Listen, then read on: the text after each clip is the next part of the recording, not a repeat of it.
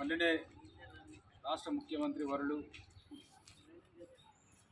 మన దేశంలోనే ఎవరు చేపట్టని బీసీ ఎస్సీ ఎస్టీ కులగణన చేపట్టడం జరిగింది. అతి సాహసోపేతంగా ముఖ్యమంత్రి పదవి కూడా పోయినా పర్వాలేదు, నాకు బీసీలు ఎస్సీలు ఎస్టీలు ముఖ్యమని చెప్పేసి మరి వారు ఈ నిర్ణయం తీసుకోవడం జరిగింది. దానికి అనుగుణంగా మా యూనియన్ నాయకుడు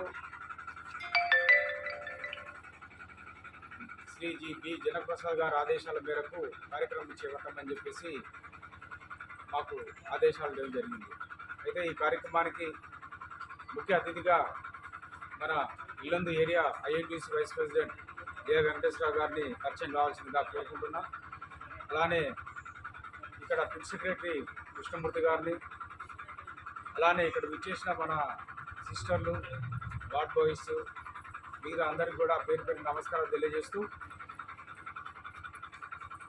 మన దేశానికి స్వాతంత్రం వచ్చి ఇన్ని రోజులైనా కూడా మరి బీసీ కులగణన అనేది చేపట్టలేదు.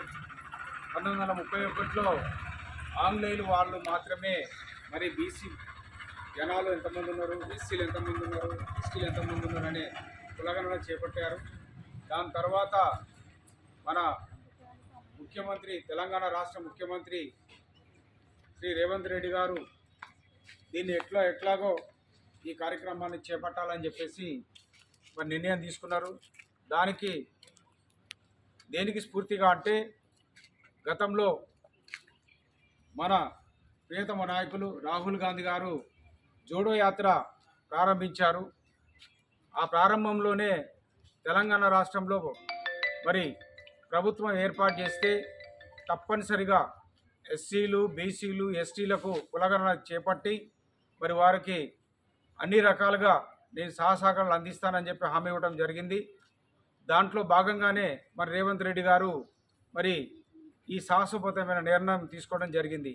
సుమారుగా 3.5 నెలలు మరి దీని కులగణన మీద కమిటీ వేసేసి ఆ కమిటీలో మరి 42% బీసీలు ఉన్నారు.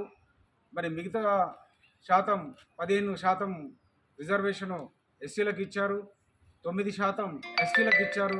మరి మిగతాది కూడా ఓసీలకు మిగతా వాళ్ళ కేటగిరీ చేశారు. దేశంలోనే ఇది ఇంతకుముందు బీసీలకు ఒక 15% ఉండేది, ఎస్సీలకు ఒక 5% ఉండేది, ఎస్టీలకు ఒక 6% ఉండేది.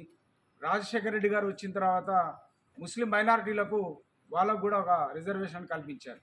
కానీ ఇప్పుడు అందరికి రిజర్వేషన్, ఎవరైతే బడుగు బలహీన వర్గాల అట్టడుగున ఉన్న వాళ్ళందరినీ కూడా రాజకీయ చైతన్యం కానివ్వండి, చదువులో కానివ్వండి, విద్య, వైద్యం, ఉద్యోగాలలో కూడా రిజర్వేషన్ కంపల్సరీ కావాలని చెప్పేసి మరి వారి ఆకాంక్షతో మరి రేవంత్ రెడ్డి గారు ఈ కార్యక్రమం చేపట్టడం జరిగింది. దీనికి మా INTUC general secretary B Janaprasad గారు పర్టికులర్లీ మీరందరూ కలిసి మరి వారికి 11 ఏరియాలో ఉన్న అన్ని డిపార్ట్మెంట్లు, అన్ని మైన్స్లలో మరి దేశంలోనే ఇంత పెద్ద సాహసోపేతమైన నిర్ణయం తీసుకున్న శ్రీ రేవంత్ రెడ్డి గారి ప్రభుత్వానికి, రేవంత్ రెడ్డి గారికి మన కృతజ్ఞత తెలియజేయాలని, అన్ని పార్టీలకు అతీతంగా, ఎందుకంటే ఒక పార్టీకే సంబంధించింది కాదు ఇది, అన్ని పార్టీలకు, అన్ని మతాలకు, అన్ని కులాలకు సంబంధించింది ఇది.